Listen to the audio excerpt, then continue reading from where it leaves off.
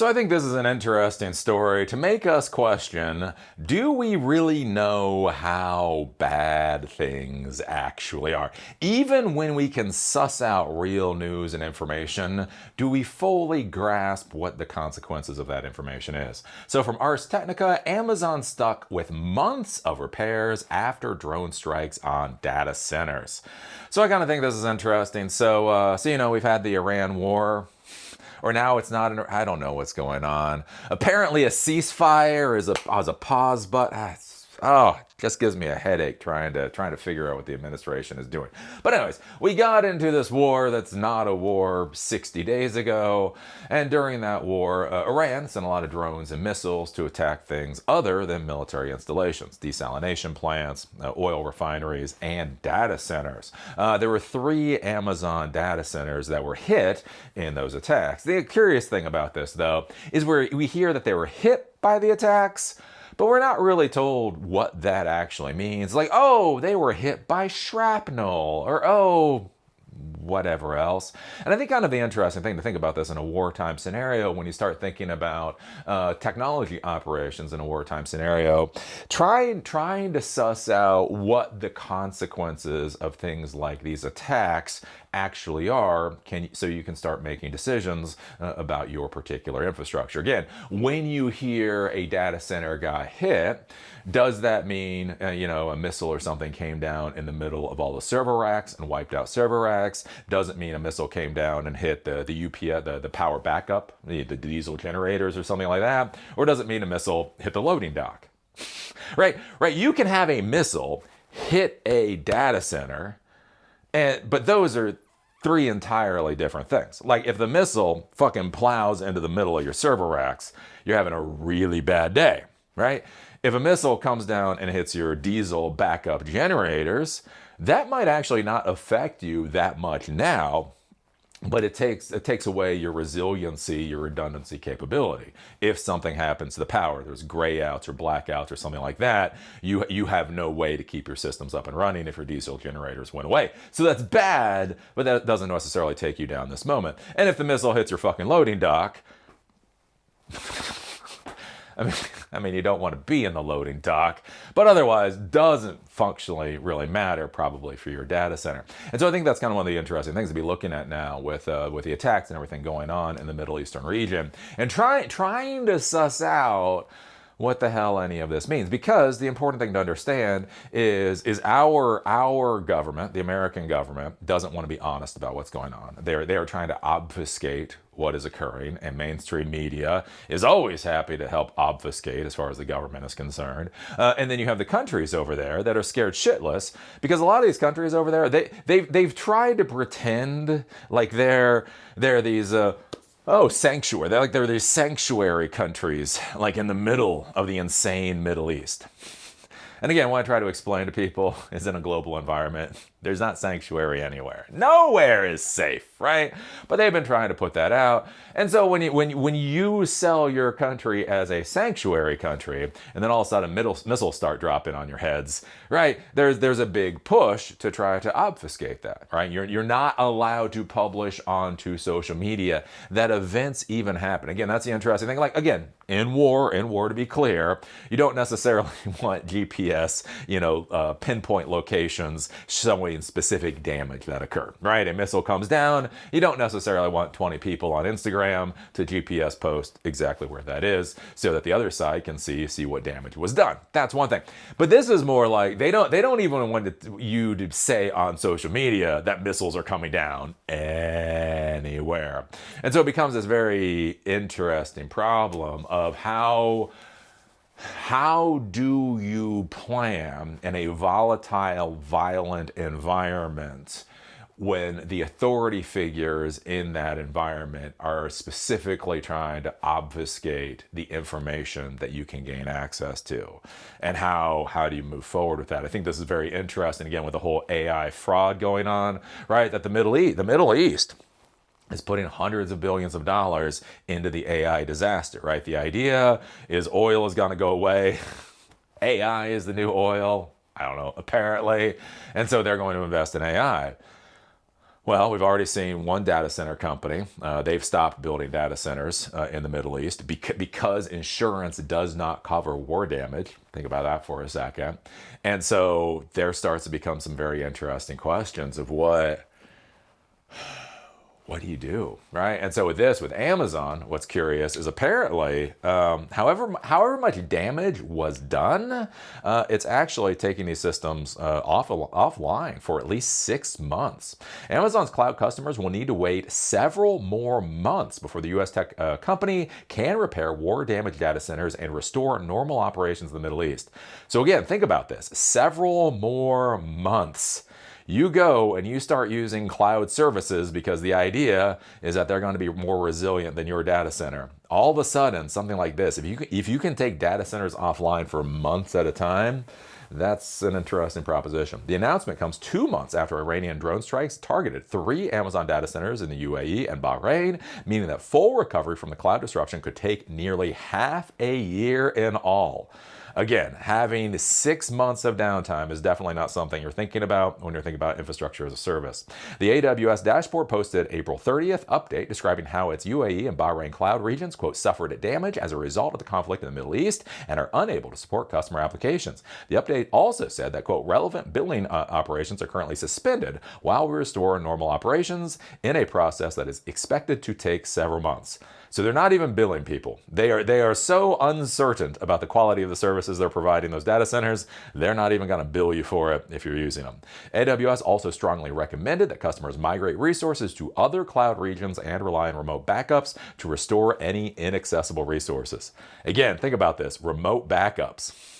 How many people have basically been assuming AWS or whoever's infrastructure service is going to do the backups and things for them? The fact that AWS expects the full restoration of cloud services to potentially take half a year speaks to the damage inflicted by the Iranian drone strikes. Business Insider previously obtained an internal document that described damage at one data center, knocking 14 EC2 cloud server racks offline, in addition to impacting 5 other server racks. EC2 represents the core AWS service for companies needing virtual servers and scalable compute capacity. But you think about this: so 14 racks, maybe 5 additional ones, 19 racks of servers out of an entire data center. I mean, bad, don't get me wrong. I don't know, that's kind of curious though. Takes 6 months? Takes 6 months to get 19 server racks back up and running? The document also detailed flooding and water damage from the activation of fire suppression systems at one of the AWS data centers and mechanical failures in the facility's cooling systems. This is one I've been getting craps from some of the viewers on, where I was talking before about the water damage and things from the fire suppression systems in some of these places. Again, one of my questions for like terrorists is: do you really need to bomb a data center flat? Or do you simply need to set off one thermite grenade in the data center, have your fire suppression systems then destroy the data center for you? Again, something to actually think about. And when I've said that, people have said, Eli is stupid. They don't use water in these data centers. They use halon gas or whatever else. Well, apparently here they use water. Here's a question for you. $5 bet. How much do you know about the fire suppression systems in your particular data center? I think it's funny, like how arrogant like the noobs are, how arrogant people are that haven't been kicked in the nuts by a 9-year-old girl, where it's like there's this that's not how data centers work. And you're like, are you sure? Are you positive? It might be. Remember in Europe? It was a few years ago. It's like 5-6 years ago. An entire data center went up in flames because it was this data center. It was like built out of shipping containers. And apparently their fire suppression system was just garbage. It was just trash. And so it wasn't even a terrorist attack. Like this entire data center just like went the fuck up in flames. And there wasn't much people could do about it. And you look at it, it's like, well, that's absurd. They should have had a fire suppression system.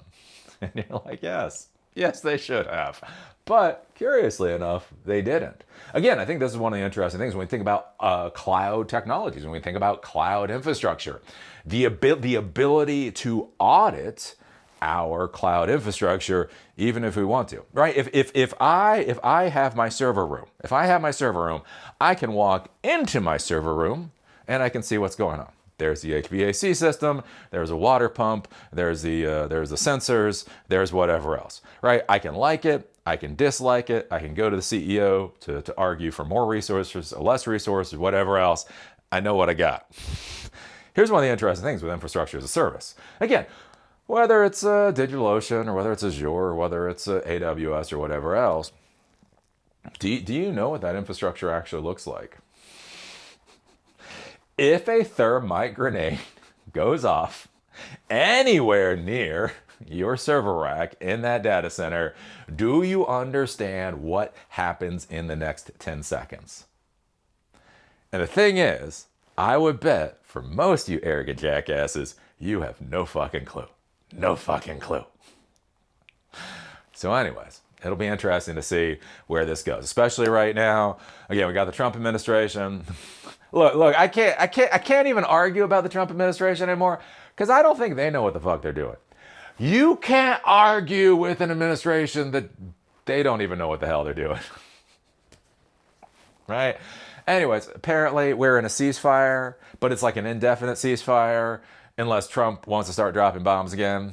I don't know. Apparently we've been informed as Americans after dropping $20 billion in munitions in Iran that Iran still has 60% of their missile and drone capacity. Winning. So anyways, again, something to think about is if Trump gets bored, right? Because we just saw the AI image. There's this AI image that Trump literally posted of him with an M16, right? Him with an M16 saying, "No more Mr. Nice Guy." So here's an interesting question, right? He decides to start dropping bombs on Iran because apparently more bombs equals more peace. What the fuck it is they think. They start launching more attacks against, sites in the Middle East and the rest of it. And yeah, I wonder where all this is going to go. I mean, the cool part about the whole point about cloud computing is you were not supposed to have to worry where the hell the infrastructure actually was. It's in the cloud. And that was always nice, right? You can say it's in the cloud. And what you meant by when you said it's in the cloud is that it's not my responsibility. I don't have to worry about it. I got to worry. This is a server rack I have to worry about. That is in the cloud. Again, so something to be thinking about for 2026 and going forward is maybe you need to start having a little bit more visibility into the actual hardware of your cloud infrastructure and really understand what's going on. Because yeah, this Iran war, again, however you feel about it, it's not going to be over for a while. I mean, you just listen to the Iranians and you listen to the administration, and there's no part of this that sounds like it's even going to stop anytime soon.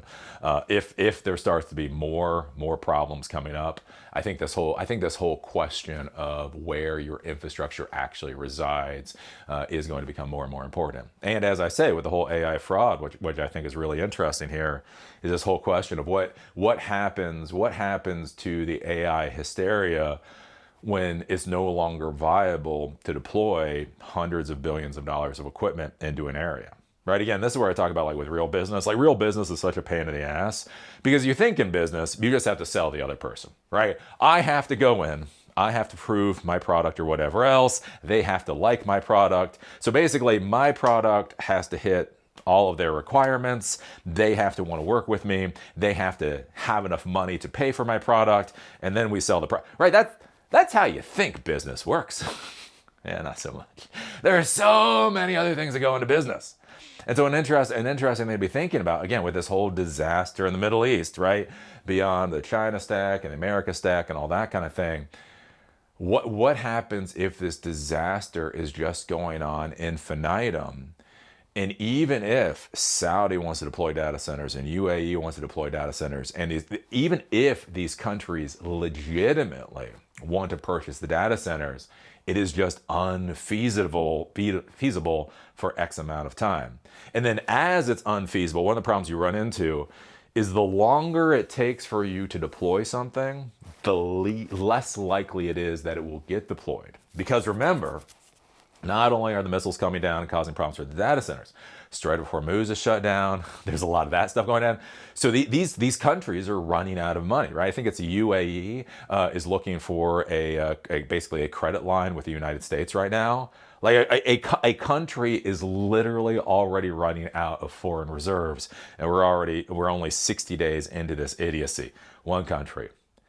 What happens when more and more countries start financially failing in that area? And so they wanted AI, they were going to buy AI, they put AI on the back burner because of the war, and then because as the war drags on, they no longer have the financial resources that they had 6 months ago, ergo they can no longer buy the AI hardware that they planned. And then you look at all the machinations and the financial crap going on with AI right now. Is my professional opinion. So anyways, what do you think about this? What do you think about 3 AWS data centers essentially being taken offline for 6 months for the damage that was done? Again, when you look at the news reports up until this point in time, and you look at what's going on, did you expect that much damage? Did you expect that amount of downtime for what you've previously been informed? Or does that seem a wee bit more extreme than you were expecting? If this is what we've seen up until this point in time, what happens when the bombs start dropping again? I don't know. Welcome to 2026. Do remember, you can get these podcasts now on Spotify and on Apple Podcasts. And with that, see y'all later.